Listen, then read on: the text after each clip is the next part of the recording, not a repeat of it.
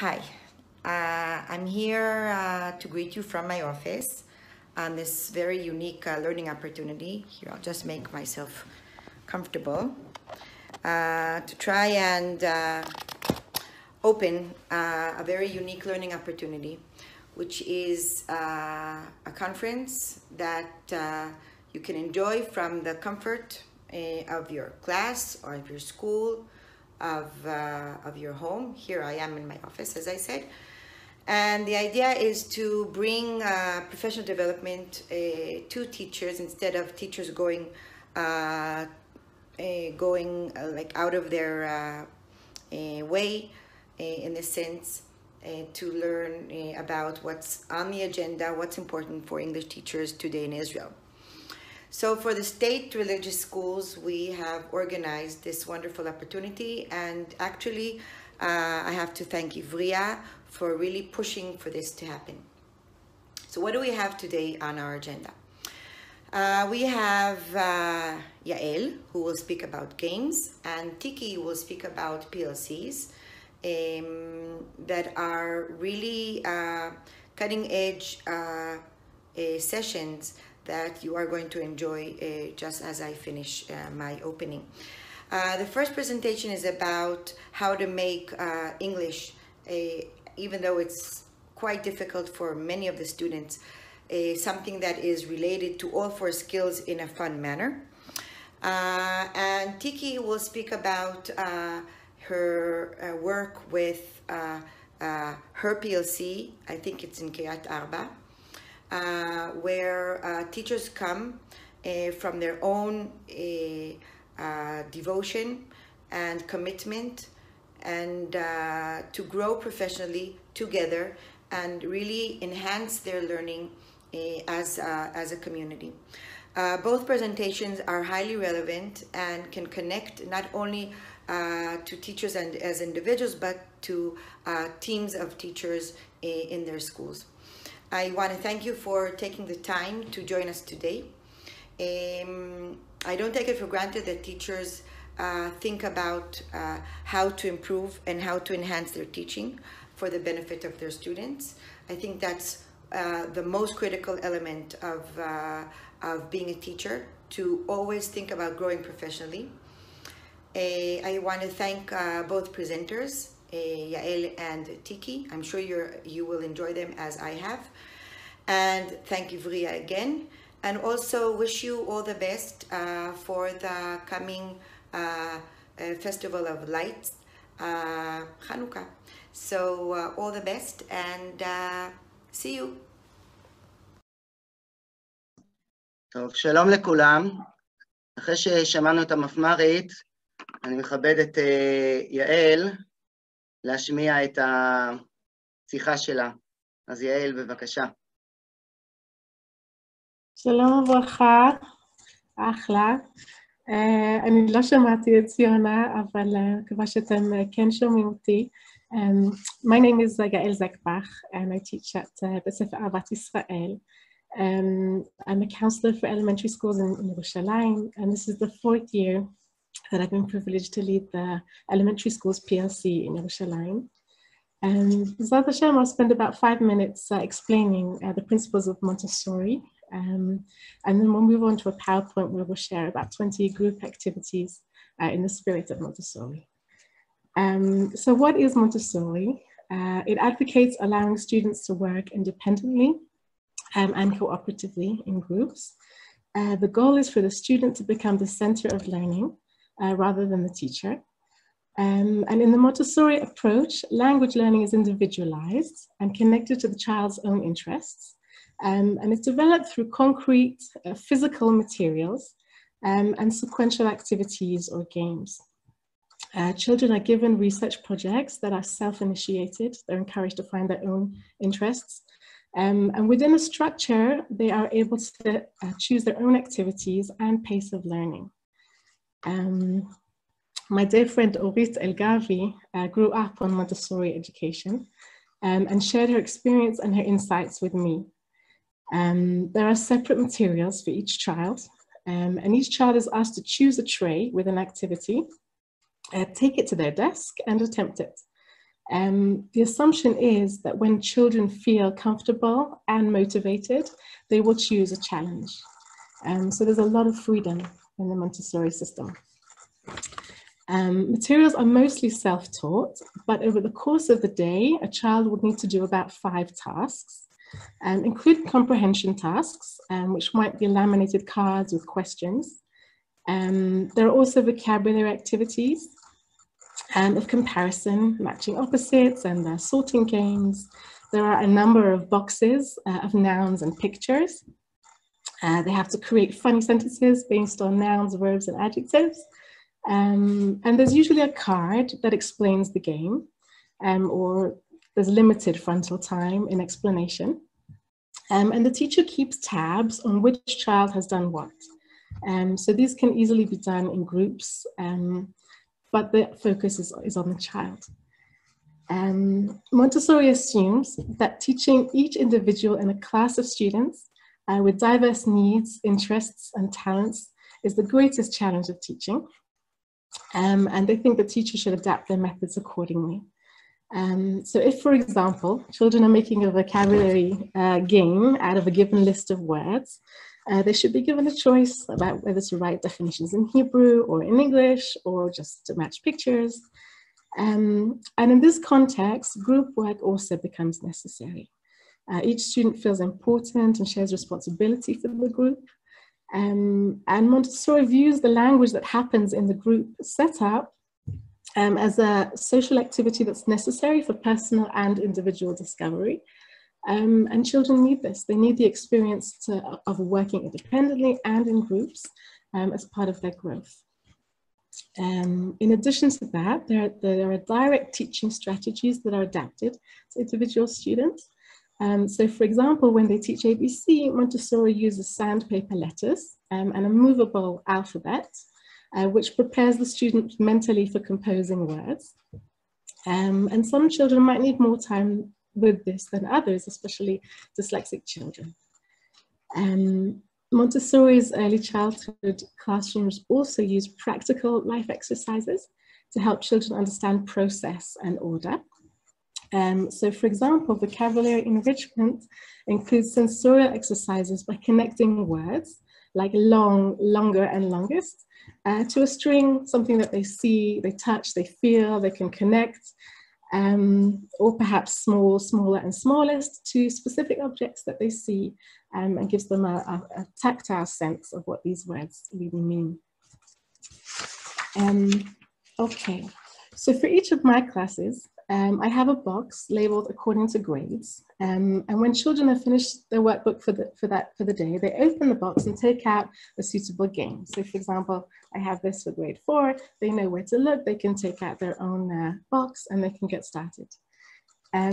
Here are some easy examples of how this can work in practice. You can give them Creativo cards for any grammar structure to be played in the form of a tacky game. They have to read all the sentences on the card when they put it down. So for example, you can see this here. This is one option of the Creativo. It has pronouns. And the card here says on the front, it is my favorite, it is our favorite book and we both love it. So either they fill it in themselves on the front of the card, or the back has the sentences written correctly. And that's pronouns. Here's another example of a different grammar structure. Do you have to catch the train to school? And there are pictures on the front with an X and a V. And on the back it says, I don't have to catch the train to school, I have to catch the bus to school. Children love these games. It comes in every grammar structure. There's are, was, and were, present continuous, modal verbs, past simple, irregular verbs in the past, past continuous. So this way you can really encourage them to think about grammar structures that they might otherwise not reach until they get to high school. And you can get them reading and practicing, and it really is a great alternative to doing a textbook. Okay, so another example is Taboo. And this version is entitled Class Words over here. It comes in, this particular one is grade 5. There are about 300 cards for grade 5. Grade 2, I think, has 200 cards. Grade 2 perhaps would be easier for Hebrew speakers. I teach English speakers, so I chose grade 5. And on each card, you have a vocabulary word and 5 words that you're not allowed to use when you describe this vocabulary word to somebody else. So for example, syrup has pancakes, waffles, pour, maple, and sticky. And those are the words they can't use when they're describing, but they come up with very creative ways of describing the word. And if they don't know what the word means, these words very clearly indicate the meaning of the word and the context of the word. And they're learning 300 vocabulary words within a few sessions, which also saves a huge amount of time from the workbook. And they love it. They really love this game. You can order these, by the way, from whizkids.com. or from teachercreated.com. Teacher Created Resources is another great website for this. Another example of an easy group game includes Present Simple Bingo from debbie.theanglit.com. She has this here, and she gives out cards. And they have to match a present simple phrase, water the plants, and possibly use it in a sentence in order to be able to put it down. And whoever manages to flip the board wins. Another really fun way of learning the present simple, and they can do that in groups. Okay, I'd like to share with you now my PowerPoint. I'd like to share about 20 different ideas for group activities in addition to what we've discussed so far. I hope this works well. Let's see, here's the PowerPoint.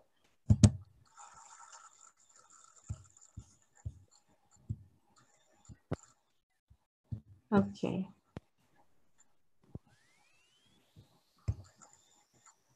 Is that all right? I hope it's clear. Okay. So group work through Montessori. You can see from the front page there that one of the boys is holding a globe. There are pencils. There are smiles. Okay. The first group activity that we could do to try and take away from our frontal time and let the kids do work in groups is to ask them to identify the vocabulary that's difficult in any given story or whatever paragraphs you want to give them. And you can either help them think of clues of substitution, different words that they can use instead, or clues of definition, if the word is defined or if you give them definitions. And clues of opposition, hot is not cold, is very helpful for learning what these words might mean.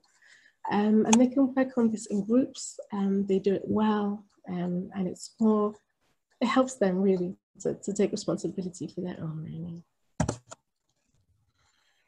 One way of choosing a game for this kind of thing is just to print about 20 words with their Hebrew definitions and put them in a pile of word cards and definition cards. You could do this four times for 4 groups. You could laminate.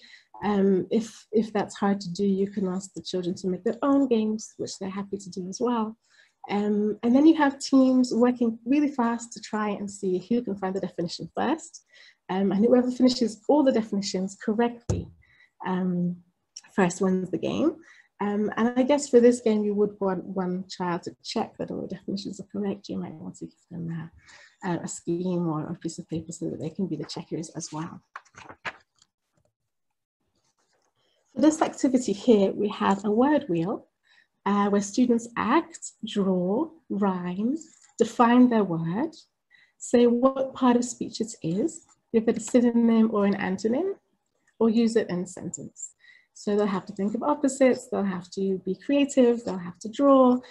Different students might identify more with different parts of this word wheel, but they can all have a chance to express themselves. Do you hear me? Okay. The next one is order. This involves putting different vocabulary in order. Prepare flashcards of the months of the year or any vocabulary topic. In groups, they need to put the months in order or ask students to decide together about the importance of the ideas or tips you've given them. So for example, one of the things I love to do with my English speakers is to ask them to write down different ways of being kind to people. And they'll come up with some beautiful ideas and then they'll have to discuss what's most important, what's next. So that works beautifully as an activity and involves speaking, involves thinking, involves categorizing. For Hebrew speakers, you could ask the most simple questions like, putting clothing in order of what you wear in winter versus what you wear in summer. It could be anything, any kind of order that you give them, but they're having fun while they're doing it. The next idea, similar to what we had before perhaps, is grading the meaning of words. So in this strategy, students use a graphic organizer, that's a rectangle, 3 ovals, and then another rectangle, all in a line. And words gradually become less similar until they reach the opposite. So for example, you have microscopic, tiny, small, bigger, large, or if you don't want microscopic at the end, you'll just have largest. And this is great for teaching superlatives and relating words to one another. And it provides the graphic element that Montessori, for example, really likes to work with. Okay, this idea of grammar battleships, I love, and the kids love as well.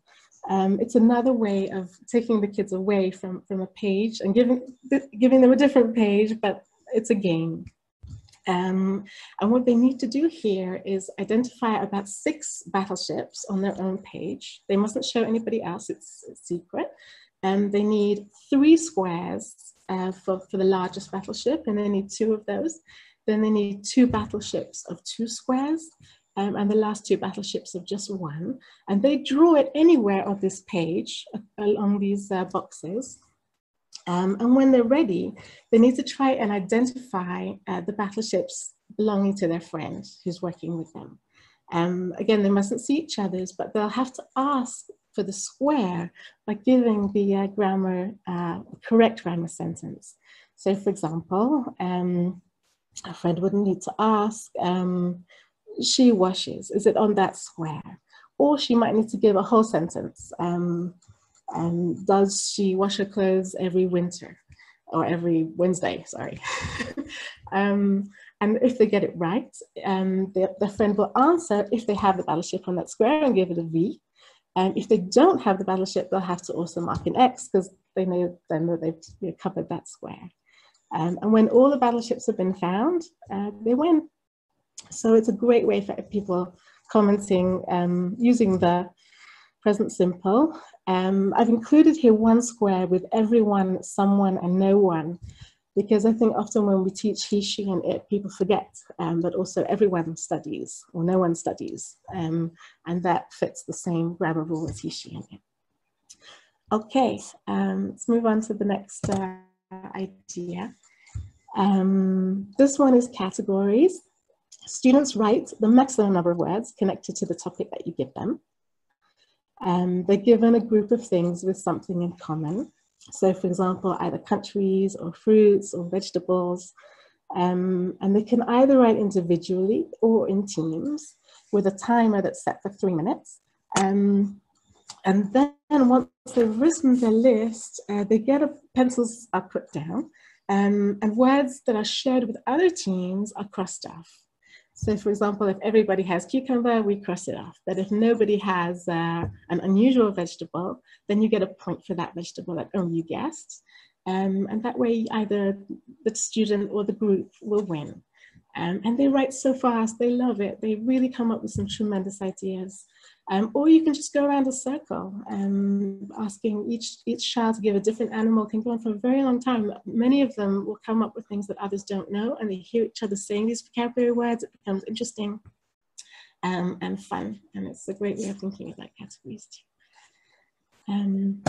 All right, the next idea is called a conversation with direction. And here, each student is given 5 words, any 5 vocabulary words that you want to include, but different. Each student has different 5 words that they're given. And they need to include these words in their conversation as seamlessly as possible. They need to include the words in a way that really makes sense. But the outcomes are often very funny because one sentence has to somehow be connected to a previous sentence, and they'll be creative in the ways that they do that. So as you can see from the picture, they'll have a great time doing that as well. It's a great speaking activity. And they're using the vocabulary words that you have planned or you want them to be using for that lesson. Next, we have red note and green note, or it could be called fact or opinion, either way. Children hold up a note in response to different statements about a topic. So for example, is it fact or opinion? Make statements like plants need sunshine and water to grow, and they'll have to put up their green note because it's a fact, or the other way. Or you could have blue is a nice color and they'll have to say opinion. Or they can use this for a number of different structures, but they can also just put their thumbs up or thumbs down in relation to these kinds of questions.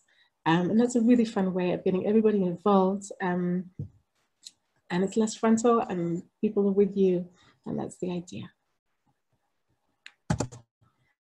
Next, we have a vocabulary photo album.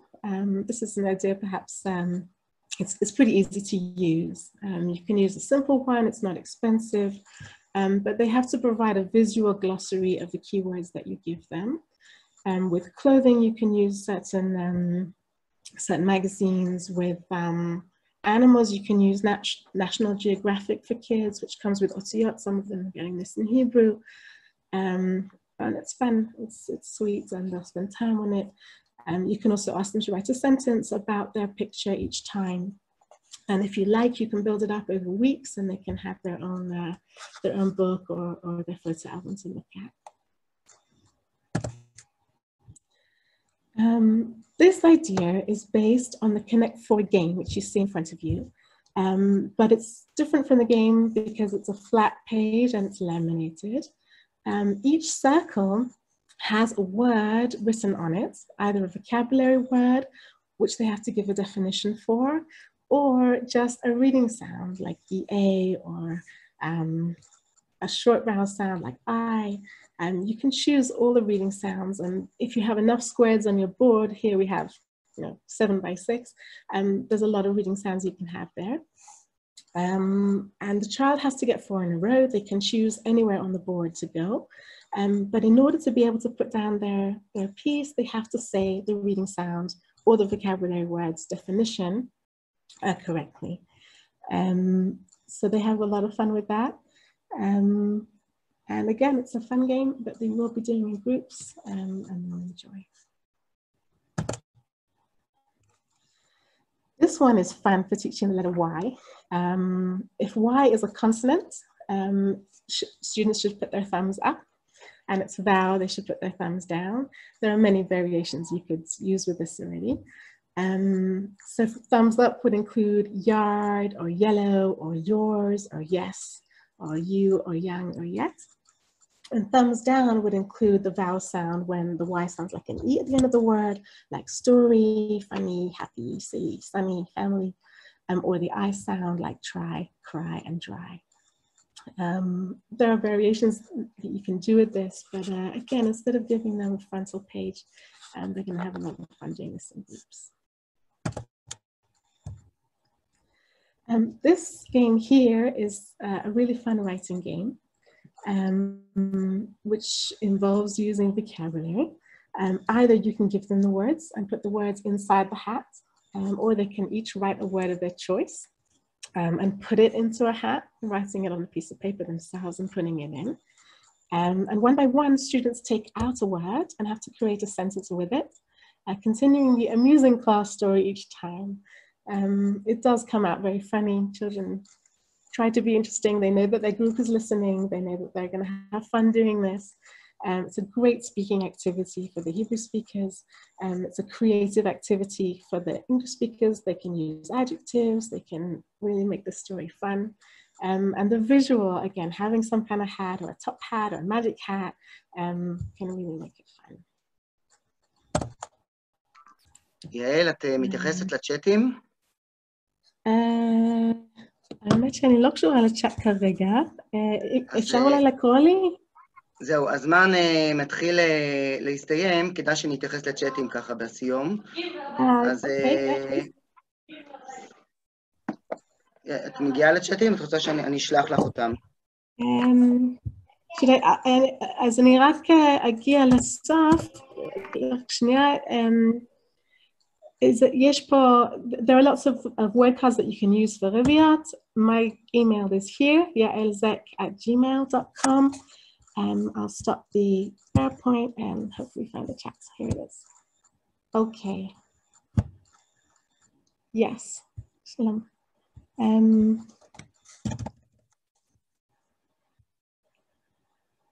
Okay. I see that some people have written here. Wow. Thank you, everybody. Can you show the activities you talk about? I hope I've done some of that.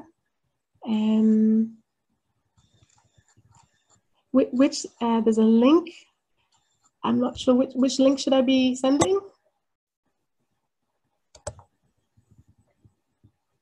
Yeah, Creativo. Okay, Creativo actually. I can see one comment about the Creativo cards, and I'll just point out that this is from Poland. So I wouldn't, I tried the website once, it's Polish.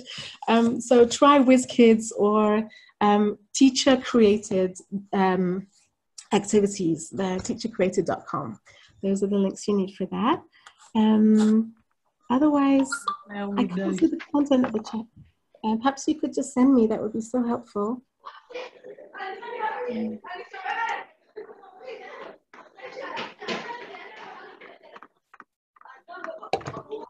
One new message, okay.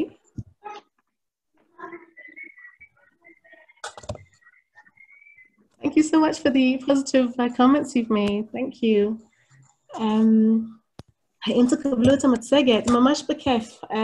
There's no problem, I can send it to you happily. My email is Yael, YAELZEK @gmail, and I can send it to anybody who would like it.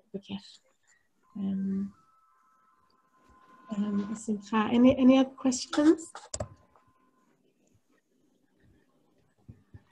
כן, אני שולח לך עוד מעט. Okay, thank you.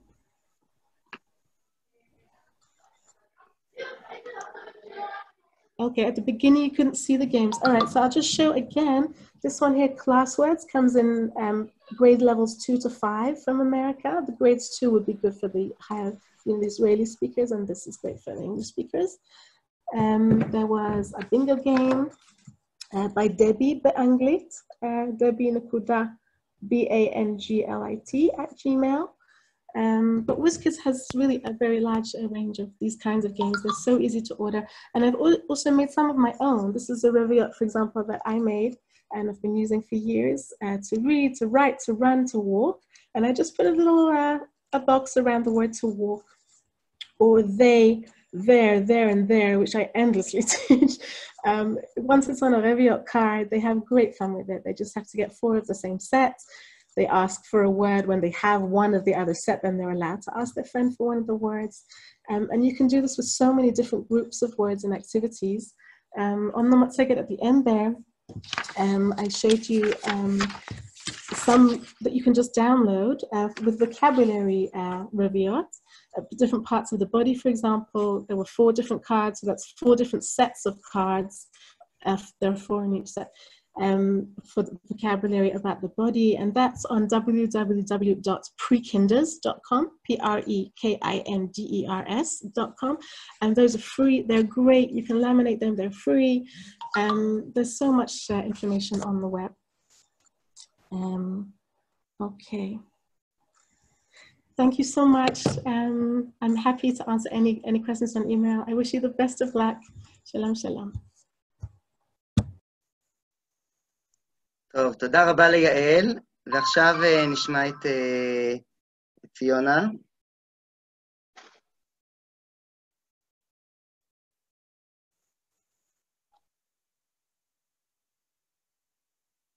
את תקווה, סליחה, נשמע את תקווה. תקווה, בבקשה. Hello, can you hear me? Can everyone hear me? אנחנו שומעים מצוין, תקווה, את יכולה להמשיך. Great, fantastic. First of all, thank you everybody for joining us at this conference. It's really a privilege to present. I'd like to introduce myself first. My name is Tikva Elshina Sharabi. I've been teaching English for the last 10 years in Kiryat Arba. I teach in the Yesodi, in a girls' Yesodi school, and I also teach in the Ulpana, also in the junior high and also in the high school. I've been running the PLC in Kiryat Arba for the last 3 years, and we have a mix. Ours is also Yesodi teachers, also junior high, and also high school teachers that are participating.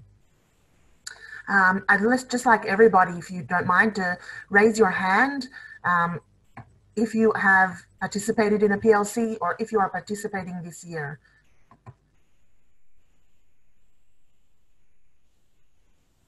Okay, I see a couple, several.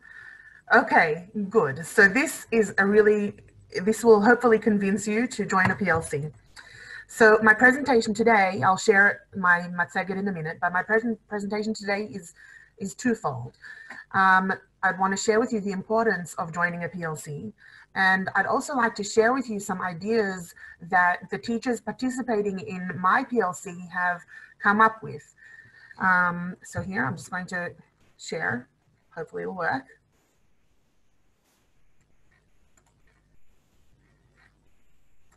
Okay. Can everyone see? Okay.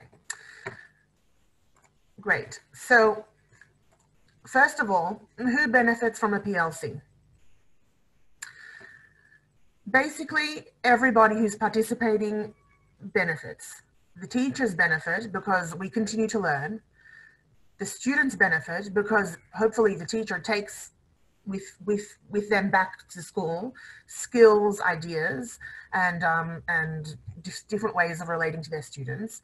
And then we all benefit from each other in terms of peer support and collaboration. Okay. So what are some of the challenges that we have as English teachers? What are some of the challenges that we face in our classroom? If everyone wouldn't mind, maybe in the chat, just sharing maybe some of their challenges that they face in their classroom, it would be really great if we could share some. And sorry, Oren, where do I see the chat? No, I can't find it. Okay, I can't see anyone's chat, so, oh, here we go, sorry. Okay. Discipline, good. Project learning is a challenge. Yes, definitely. Anybody else want to share? Okay, so some of the challenges that my participants spoke about was, as an English teacher, feeling isolated in the school, believing that they were the only ones facing certain problems, feeling overworked and burnt out, having a lack of creativity and motivation after a while, difficulties with classroom management, someone did share that, difficulties communicating effectively with students, parents, and administration, and also a lack of understanding of the curriculum was a real challenge for everybody. Okay, just a minute. So one of the teachers that participated in our PLC shared the following. Said, I had the privilege of attending the PLC in Kiryat Arba. It was the ultimate teacher support group. I was not alone in my struggles as an English teacher, and the ideas and teamwork that were devised and coordinated in our sessions gave me the confidence and courage to go back into the classroom and be a better teacher. See, the whole idea of being in the PLC is that we're supporting each other. Each teacher has their own skills, things that they're really good at, their own great ideas. Sorry, that's a great question. I should have clarified. A PLC is short for a professional learning community. So basically, all the teachers get together, and each teacher is responsible for sharing their strengths. And also we share with each other the challenges that we're going through, and we get advice from the other teachers in the field. We have all gone through all of the challenges that we listed, and everyone has experiences in how to deal with it, and we can choose from everyone's wisdom, basically, and help ourselves with our issues. Okay, so basically we're all sharing our strengths, we're all sharing our ideas, and really by sharing it just makes us better teachers, and in the end our students are the ones who benefit the most. Okay, so what makes up the PLC? The PLC is made up of simulations, face-to-face meetings, peer collaboration that's enhanced by a bottom-up approach. So the people participating in the PLC have a very, very big say in what makes up the PLC. We do have some direction in terms of focusing on speaking or focusing on vocabulary, or this year we're focusing on the new curriculum a lot, but there is a lot of room for the participants to bring up things that they want to know more about, or to share things that are challenging themselves. It's also made up of online tasks, peer observations, and discussion of professional literature. So the simulations, can you please raise your hand who has participated in a simulation, or if you know what a simulation is? Anybody?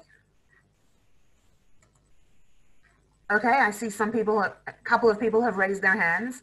Fantastic. Okay, so a simulation is basically when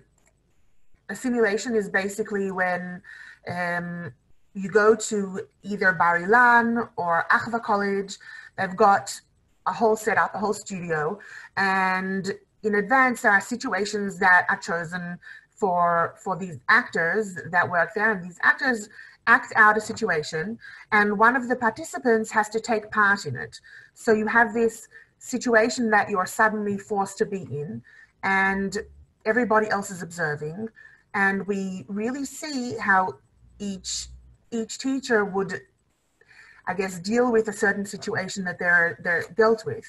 It isn't real life, so we always take that with a grain of salt. We are put on camera, which can be a little bit intimidating, but it's a really good way of analyzing our behavior in certain situations.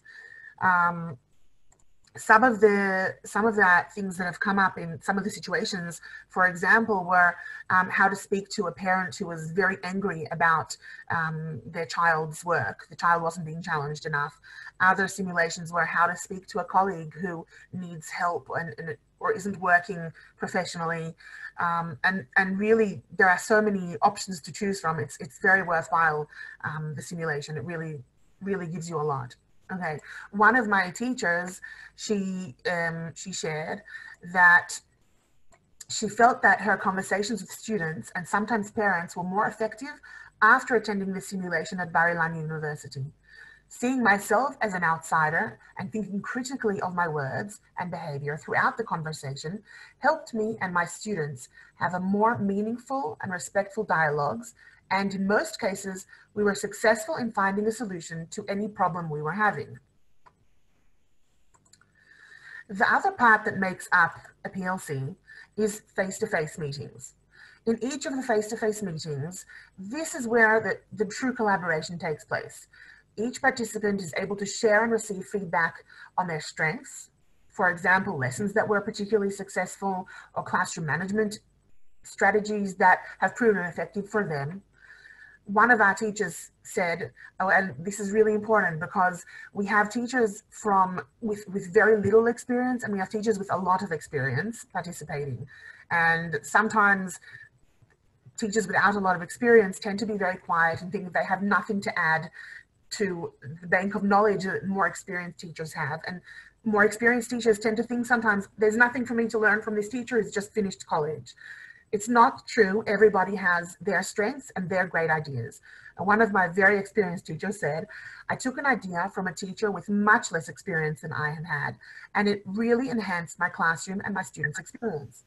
From her idea about the 5-second rule to the games that she very creatively created, it has really given me the opportunity to grow and learn, and really even more learn from those who I have looked at before as someone who cannot enhance my professional life.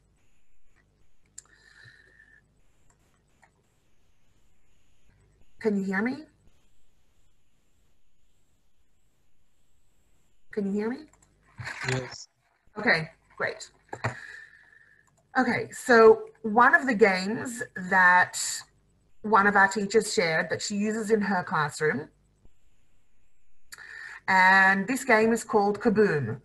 I call this game Bang, other people call it Kaboom. It doesn't really matter what you call it. Basically, it's a vocabulary practicing game. So this game is a fun and exciting way to practice vocabulary. It's very engaging. The students, even weak students, love participating in this game. It's very easily adaptable depending on what you're trying to practice. So basically what happens, I either make it with laminated cards, or you can use popsicle sticks and a little jar or anything that sort of works for you. On each card or popsicle stick, on one side, on one end of it, the vocabulary word is written in English. Basically what happens, a student has to take one popsicle stick or one card, and they have to look at the word, they have to translate the word. If they translate the word correctly, they get to keep it. The aim of the game is to get as many cards or as many popsicle sticks as you can. Now this sounds pretty straightforward. The only thing is that there is a bit of a wild card, and some of the cards or some of the sticks have to say kaboom or bang on them. And I usually make them pretty cool with a little graphic that sort of looks like an explosion. If a student picks up a kaboom stick or a kaboom card, they have to put all of their sticks and all of their cards back in the pile, and they're left with nothing. So they have the challenge again of getting as many vocabulary words correct. This game can go on for a long time. So it's pretty good to set a limit on it and then say, okay, after 10 minutes or a quarter of an hour, whoever has the most cards is the winner. Some variations on this, if you have students that are struggling more or students that are more advanced, you could either have the student read aloud the word and translate the word. Students that are having a lot of difficulty reading, to get them to participate, you could have a picture representing a vocabulary word, and they would have to say the corresponding word in English. And you could also have the students read the word, translate the word, and use the word in a sentence if they are very advanced. Another really great game. Do you have an example for that? What do you mean? Like, sorry, I don't understand. An example for what? Can you show us an example maybe of one of those cards? I thought I had one with me, but it's basically a little card. You write on one side of the card the vocabulary word, and that's it. There's just a vocabulary word written on it in English. Or a popsicle stick where you just write on one end of the stick the word in English. There's nothing sort of special about it. And what happens with the special card, the kaboom one? Yeah, so if they pick up the kaboom, they have to return all of their cards or all of the popsicle sticks to the pile, and they're left with nothing. So they have to start again. It sort of really encourages them to keep trying, keep practicing their vocabulary, and it makes it a little bit more challenging. And because it's a bit of a wild card, a bit of an unknown, they get very excited about the game. It's very engaging for them. Okay, so another game that we use to stimulate speaking is the Bamba game, Bamba Connections. So basically you bring a large packet of Bamba or pretzels or Smarties or Bisley, just check if there are any allergies in your classroom. And the first student to start takes out one piece of Bamba, and they have to say one fact about themselves. Now, you really want them to say facts that are not very obvious, like I wear glasses. For myself would be an obvious one, it wouldn't work. But I was born in, or I grew up in Australia is not such an obvious one that not everybody would know. So each student the first student will take a piece of Bamba out of the bag. They'll say one fact about themselves. Everybody else has to listen. And if someone else has the same fact, or the same fact is correct for themselves, they have to shout stop. And the bag gets passed on to the student who had the same fact. Now, you may be able to say a fact and nobody will have it. So you say another fact, you take another piece of Bamba. And the aim is to get as much Bamba or Bisley or whatever it is as you can. This game promotes speaking skills, but it also promotes listening. The students have to listen really carefully to see or to hear if the fact is the same as their fact, if it's correct for them. They may also not be able to find anything in common if they don't listen. So it really promotes both speaking and listening skills. Thank you, Shira. Another game that's really great, and I actually use this yesterday in my PLC meeting, but I've used this in the classroom as well, and a couple of other of my participants have used this, is using a plastic beach ball. They cost nothing, like less than 5 shekel at the max stock, and you blow it up. And then depending on the theme of your class, that your class is studying, and this is really something that you can use from early elementary all the way through Bagrut for anyone here who might be teaching Bagrut. So basically you write on the ball as many questions as you can with a permanent marker. For example, you can write, what is your favorite food? What is the funniest thing you have ever seen? If you could change anything about school, what would it be? What is your favorite thing to do? And really just as many questions as you can in all different directions on the ball. And then your students stand in a circle and they toss the ball to each other, obviously not in a wild and violent way, but it's okay, it's a beach ball. The students catch the ball, and then whatever question is closest to the right thumb, they have to answer that question. It really promotes speaking, it promotes reading, because they have to read the question as well. Now, that again is very straightforward, and a different variation that you could put on this game is the student who catches the ball has to read the question out, and the person to their right has to answer the question. Just another way that you could include listening as well as speaking into that activity. Now, earlier I mentioned the 5-second rule. One of my teachers used this in her class, and I wanted to explain it to you because it's actually very, very useful, and I use it in all my classes now. Often when we're asking questions in our classroom, especially in the heterogeneous classrooms, there will be one student who is very, very strong or stronger than everybody else. And sometimes they tend to call out the answers to questions without leaving time for anybody else to participate. This can be very, very discouraging for students who take a little bit longer. So the 5-second rule is basically telling them, you cannot answer any questions without waiting for 5 seconds and then raising your hand and waiting for the teacher to call on you. This really levels the playing field. It gives the students who need a little bit more time a chance to go over, to remember the answer to the questions. And it really helps the students to feel a little bit more comfortable and helps them feel more heard and shayach to the class. Okay, a couple of icebreaker activities. We use these for icebreakers, but really they can be used as any kind of speaking activity in the classroom. It doesn't necessarily have to be an icebreaker. Sorry. So one icebreaker that we use is with M&Ms. You can see here. Each M&M color has a different speaking point or a different question. You pass around a bag of M&Ms, and without looking, the students have to take one. Whatever color they pull out of the M&Ms bag is the question or statement that they have to relate to in their response. Another speaking game is using a dice. Each number on the dice responds to a different question. The students would usually this works much, much better in small groups. Students toss the dice, they have to read out the question out loud so that everybody else knows what they're talking about, and then they have to respond to the question. A different thing that you could do, a variation of this, if you wanted to, is that once a student reads out the question, they have to answer it, and then everybody else in the group in turn has to answer the same question. This can promote a very nice discussion on common interests or shared ideas. Another couple of interesting ideas that we've used is something called roll a dice, share a slice. It's very similar to the dice game, it just has a different ring to it. It looks a little bit different. So basically, each slice of the pizza represents a different number on the dice, and then they have to roll the dice and then answer the question that is on the number that they rolled. Can I send you the PowerPoint? Yes, not a problem. I'll definitely get onto that for you. Okay, so one other thing that we did, we used postcards. Now, I've been collecting postcards for a long time, but if anybody has postcards or old photos of, it doesn't really matter what, postcards really work best.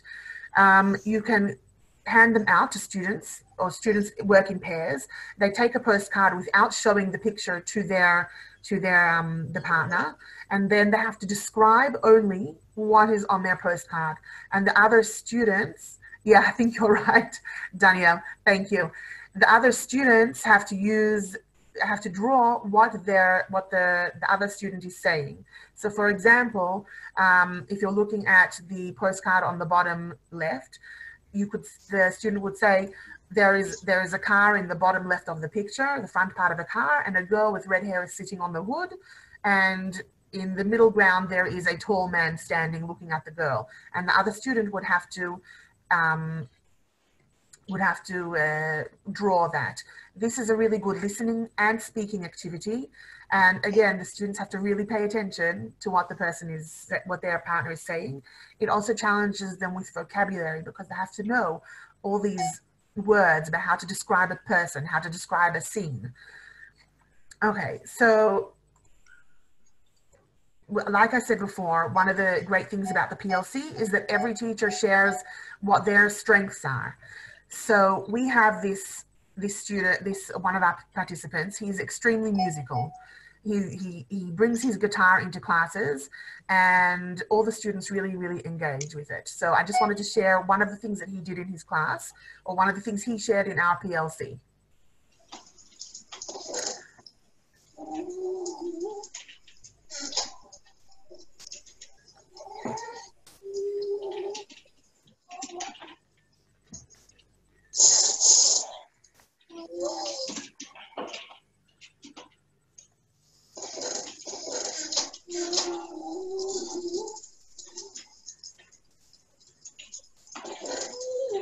Okay, I'm not going to share the whole song because we still have a lot to get through.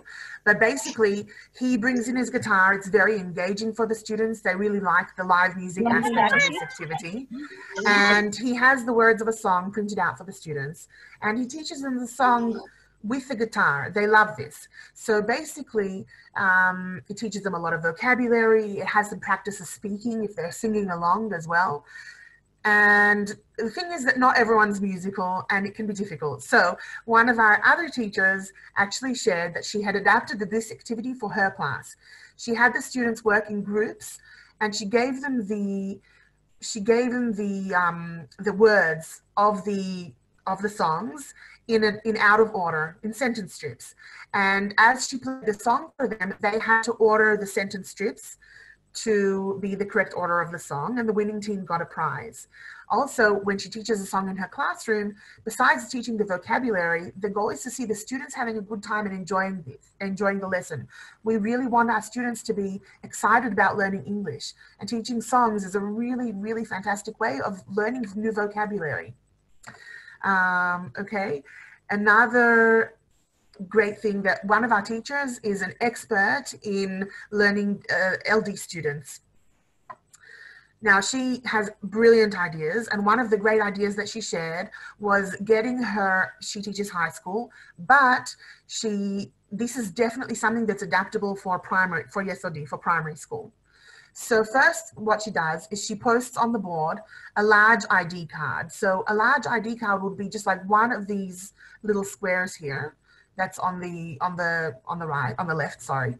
She posts it on the board, the teacher reads it out loud, and she translates for the students where it's needed. Now, she uses a lot of words that they will already know. So, for example, pizza, tennis, doctor, babysitter, hamburgers, dominoes, etc. So it really gives them a sense of ownership that they are successful and they do know some of these words. They feel that they can do it. The second, after they go over it very carefully and they speak about the vocabulary with I like and my name is and I live in, the teacher passes out for each, passes out for each student. She passes out a blank one that is not filled in, and they can try to fill it in on their own. And really helps for them is, especially if they're using the words that they already know. So really encourage them to do this. תקווה, אנחנו עוד 4 דקות צריך לסיים, אז בסדר. אולי אם יש שאלות... Okay, sure. If anyone has any questions, I'm very happy to answer. יש בצ'אט כל מיני התכתבויות, את מצליחה לראות?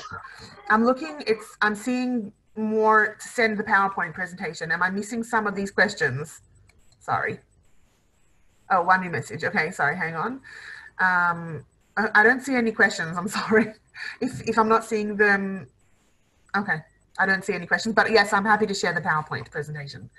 Okay, so very, very quickly, I'll skip ahead to another activity that's really great very quickly. One of the other things that worked really well was something called silent conversations. So this was used in an 8th grade in the Ulpana, but it is definitely something you can transfer to the primary school. You just have to change the wording a little bit. So basically what happens, you have in the middle, I don't know, can I zoom in on this? Okay, I can't zoom in on this. So basically you have in the middle of this big piece of cardboard, you have some sort of statement. If I was doing it in the primary school, for example, I could say something like, my favorite food is vegetable salad. And then each student gets a marker of a different color, and they have to, and there are a few of these big cardboards around with different statements on them, and the students have to walk around the classroom and respond in writing silently. Nobody is allowed to speak.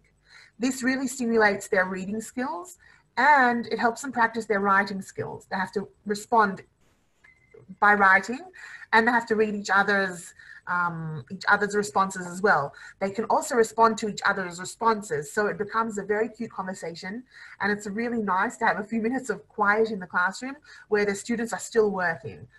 It can be really fantastic. Oh, so Irina, you asked a really good question. Firstly, we meet in real life. We meet face to face. Though each PLC, there are different components. So there are online tasks where it's not a face-to-face task. It's generally that we post a small assignment, and then in the next face-to-face session afterwards, we all share our response to the assignment.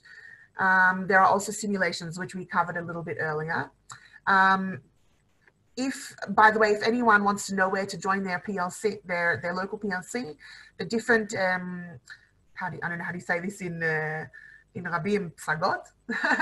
The different Psagot have different PLCs. I know that there are in Modi'in, there are in Bet Shemesh, there are in Jerusalem and Mechaz Yerushalayim, and PLCs are really happening all over the country. So look into it. Whoever is offering the Hishtalmuyot in your area, there should be, hopefully will be, an English PLC. Highly recommended. Highly recommended. Does anyone else have any other questions?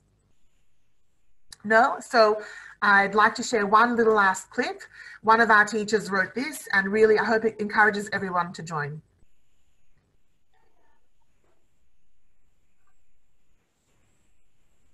תקווה, אנחנו לא מצליחים לשמוע, אבל גם הרצאה, אנחנו צריכים לחזור למושב הראשי. אין בעיה, שלחתי בסדר. בצ'אט. אוקיי. ממש, תודה. תודה כולם, תודה רבה.